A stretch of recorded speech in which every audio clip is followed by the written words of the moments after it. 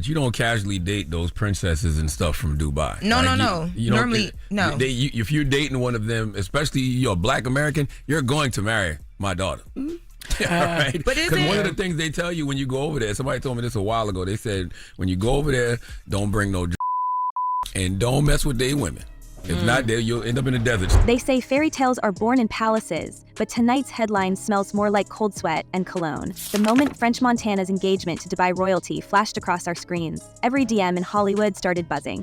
This is not a love story. This is survival on the grandest scale, starring a rapper who knows just how fast fortunes can flip when the boss goes down. As the world watches Diddy's legal empire crumble under the weight of lawsuits, raids, and a tsunami of accusations, French Montana is already airborne, skipping customs and landing squarely in the lap of the only dynasty with enough gold-plated immunity to rival the LA feds. And what do we see? Not a man running toward a princess, but a man running from the shadow of his old master, straight into a $7 billion cage lined with silk, paranoia, and NDAs, so thick you'd think his phone was dipped in concrete. Family is reportedly worth $18 billion. That's a plus. Yes. I promise you married for money, you ain't gonna never be happy. No. You sit there, like that's just the most ridiculous thing ever. And French It's as if the Diddy headlines triggered a fire alarm only French Montana could hear. While the bad boy founder's name is splashed in every court filing from Manhattan to Miami, racketeering, trafficking, all the classics, French Montana is suddenly nowhere near the action. The timeline is clinical. Diddy's mansions get raided by government agents, and within days, French is jetting off not for a low-key retreat, but for front-row seats with Sheikha Mahra, the most visible, most followed princess in Dubai. Coincidence? That's rich. Insiders whisper the engagement was less about romance and more about diplomatic immunity, just with better jewelry. There's the ring, 11 carats, E-color, the kind of rock that turns heads and closes mouths. The world sees a princess's manicured hand. We see a man in witness protection with a royal stamp. A lot of people are interested right now, or have been since they were spotted together, because of the amount of money that her family is worth, but also because when she first was spotted with French Montana, she had posted to Instagram to break up with her former husband and said that her former husband was occupied with other people, so she was divorcing him, and put it on Instagram. So people were like, City Boys is up 300,000, but yo, French, she be divorcing her husbands on Instagram, so you gotta be careful. Let's cut through the Instagram filters for a second. Diddy isn't just any former boss for French. He's the one who opened the velvet rope, taught him the real currency of fame, and maybe, just maybe, exposed him to the kind of secrets that you don't want to end up on a witness stand discussing. Federal filings against Diddy read like a movie pitch nobody would greenlight. Irrefutable evidence of wild parties, substances, mysterious bottles, hidden cameras, and threats that make even the most hardened producers squirm. Court records detail a so-called RICO enterprise with allegations of laced drinks, clandestine recordings, and off-book deals stretching from penthouses to yachts. And who was always around? Soaking it all up, always one selfie away from the action. French. His name, his image, his silence, now more valuable than ever. We have to ask, was he a survivor, a bystander, or something far more involved? Yeah, so I just wanted to talk a bit about that, because yesterday, for me, I was like kind of shocked at all the people that I had never seen men be gold diggers before. But this brought a lot of the gold diggers out online. And it was crazy to see. Now I understand how y'all feel when women celebrate a woman dating someone with a bunch of money. Because I was like, why can't they just be in love? Why it gotta be about her money? Y'all didn't see none of that? Because she's worth $1 billion. But no, it's like, The Hollywood grapevine is shriveling up under the weight of what they're calling the vanishing phone. 1 minute, French is an Instagram mainstay, posting from penthouses, red carpets, festival stages. The next, it's radio silence. Whole stretches of his timeline are wiped clean. DMS mysteriously missing. Old party photos disappearing like they never happened. The stories come faster than a Parisian paparazzo. One assistant claims French was ordered to hand over his phone before stepping foot in Dubai's royal enclave. He doesn't even type his own captions anymore, a former manager gripes. It's like watching a man tweet with a gun to his head, except the gun is an NDA and it's written in 5 languages. The question haunts every group chat from Beverly Hills to Burj Khalifa. Was this the price of royal protection or the ultimate digital gag order? now the two have been dating since 2024, but for those who don't know who this princess is, her family they're billionaires. Like, it's estimated that it's crazy. But that's only half the tension simmering beneath the surface. Because the rumor that's setting both Hollywood and Dubai alight is a lot spicier than a missing phone. It's the royal fixer blackmail files. According to sources who move in the kind of circles where first names are state secrets, a shadowy fixer attached to the House of Maktoum now controls not just French schedule, but his silence. What did French see at Diddy's infamous parties? What videos, what stories, what evidence could he be carrying in his head or on a device he no longer owns? The same fixer who, we're told, orchestrated the princess's bold Instagram divorce is allegedly the one holding the real leverage now. A music insider swears he's not marrying into the family, he's getting processed. This is witness protection, Dubai style. Suddenly, the grand engagement feels less like a romance and more like a trade. Freedom for silence, an empire for obedience. Alrighty, y'all. So we gotta send a congratulations to French Montana. Hey. Yes, he is engaged. So he has been, or has now been, recently been engaged to the Princess of Dubai. Her name is Sheikha Mara. Look closer at the timeline, and the escape plan gets even more glaring. Diddy's legal team is on full-time crisis PR. The headlines shift from yacht parties and new albums to court dates and shocking depositions. One federal complaint after another, names dropped, allegations stacking, higher than the Versace wallpaper in Diddy's Miami mansion. Yet while ex-label mates are sweating subpoenas, French is parading camels with the princess, touring mosques, and being profiled in global magazines as the world's luckiest man. Lucky, or the ultimate opportunist? When pressed by paparazzi at LAX about his old mentor's mounting legal troubles, French's smile evaporates faster than an unpaid Vegas tab. "Come on, man," he says, before vanishing up an escalator, his team swooping in to beg reporters to bury the tape. The clip makes the rounds anyway, fueling the perception that silence is his only defense. They've been engaged now for some time. They got engaged back in June, according to TMZ, who broke the story. They got engaged during Paris Fashion Week. This was shortly after French Montana walked in Paris. Meanwhile, Sheikha Mara's own digital strategy is equally meticulous. She's fresh off her own scandal, a divorce announced by triple proclamation on Instagram, a calculated shot at tradition, complete with a viral sign-off. Take care, your ex-wife. Within months, every trace of her former life, husband, family portraits, even her baby daughter's photos, disappears from her feed. What's left? Carefully curated posts featuring French Montana, sometimes with business hashtags, sometimes with just his name and a sea of love hearts. When followers question the rapid transformation, she shrugs it off with influencer-friendly captions and enigmatic emojis. The message is clear. The royal family's digital fingerprints are all over this story, and the cleanup is thorough. They once worked together a long time ago. They're not friends now. They don't like each other. And yeah, 50 has taken every shot, especially when Diddy has been down. What we're watching is less a romance and more an extraction.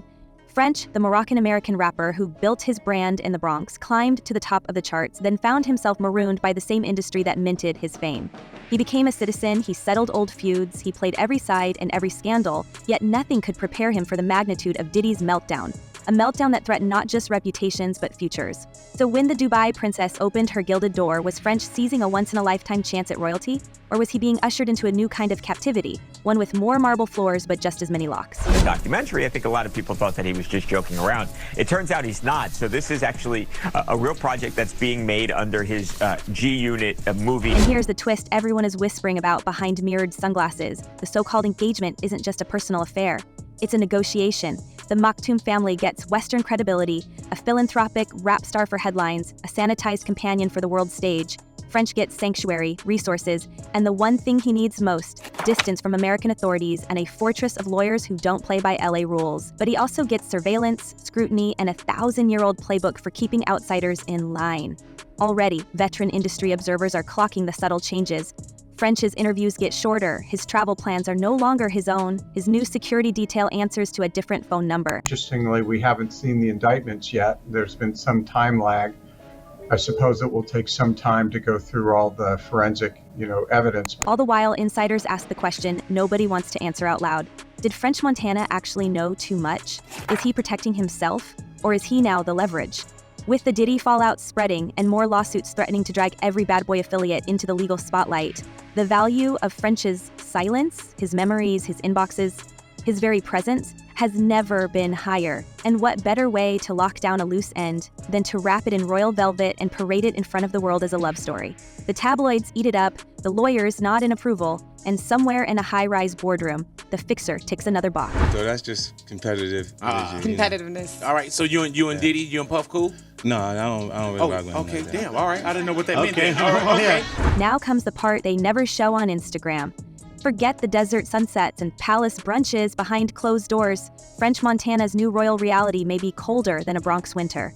Friends from his old neighborhood say they haven't heard his real voice in months. Even family members, once mainstays of his tour bus and backstage rituals, are reportedly persona non grata at the palace gates. One cousin, who spoke on condition of anonymity, described being flown to Dubai for what was pitched as a family reunion, only to be shuttled from luxury hotel suite to photo op, surrounded by unfamiliar handlers and security staff who watched us like hawks. It was less reunion, more stage-managed campaign, a few smiling posts for the socials, a carefully edited video package, and then back to the airport before the mint tea got cold. This guy 50's not to be No, don't 50's not to be Fifth. Y'all don't even, Fifth is play around if you want to. Fifth is different. Industry whispers grow darker. The word is out that French's stateside connections have been systematically erased one by one under orders from above. He's not just under surveillance, he's under house arrest with better food, cracks an old manager half in jest, half in warning. The rare moments when French appears to be alone are, according to those who know the region, anything but private. The palace is a labyrinth of silent corridors, mirrored ceilings, and hidden cameras. Any visit, any call, any hint of unsanctioned contact risks setting off alarms both digital and political. There's talk of behavioral monitors embedded in his new staff. People trained not just to pour tea, but to report back on every slip, every secret meeting, every whiff of nostalgia for his old life in New York or Los Angeles. And tea to pull out. And telling people who the sponsors are. So if they want to harass Cadillac and AT&T, that'll. But the real ice in this story isn't just family being cut out. It's the contract that's become legend among both American agents and Emirati power brokers. We're talking about the so-called $7 billion NDA, whispered about from Hollywood to the high-rises of Dubai. This isn't your average celebrity non-disclosure with a few fines and a slap on the wrist for leaking a story to TMZ. This one, according to multiple entertainment lawyers who claim to have seen the terms, is a fortress. Layer after layer of legal traps, astronomical penalties, clawbacks, and even reputational damages that would bankrupt not just French, but anyone who tries to help him break it. It's an iron ring, not just on his finger, but around every word, every memory, every unguarded moment from his past life. And unlike the usual celebrity prenuptial, this NDA reportedly binds French to silence on matters ranging from the palace's inner workings to anything he witnessed during those years at Diddy's side. In other words, break the silence, lose the fortune, maybe even lose the future. What's left for a man in that position? Not much except public pageantry and tightly scripted appearances. Even French's recent humanitarian work, hospital launches in Africa, new schools in Morocco, now flows through royal channels, stamped with palace insignia and scrutinized by a phalanx of advisors before so much as a tweet goes out. The princess beams at his side, but insiders note the body language, always 3 steps apart, always at public events, always someone else holding the baby. One former bodyguard from French's American crew let slip, that's not a marriage, that's a protocol. The smiles are for the world, the real conversation happens somewhere far from microphones, if it happens at all. Don't trust nobody. In Hollywood specifically, when you get there, a lot of people don't know how to say no. That's the difference between New York City and California. Meanwhile, back in the States, French's name has become a kind of cautionary tale in hip-hop circles. Artists joke about the Dubai lockbox, the idea that once you step behind those palace walls, you don't get to choose which secrets you keep and which you sell. Some speculate French was forced to forfeit not just access to Diddy, but to anyone who could connect the dots back to those infamous bad boy parties where rumors grew wilder than the music ever did. He didn't flip sides, he disappeared, says a former producer, who remembers the old French as the guy who kept receipts on everyone. Now, the only receipts are stamped with royal crests, the digits on the checks too many to count, and the conditions attached are printed in a language that guarantees they'll never see daylight in a New York courtroom. Of course, there's the official palace narrative, a fairy tale partnership, a new chapter for 2 global philanthropists. Yet the silence around French's sudden pivot to royalty is deafening.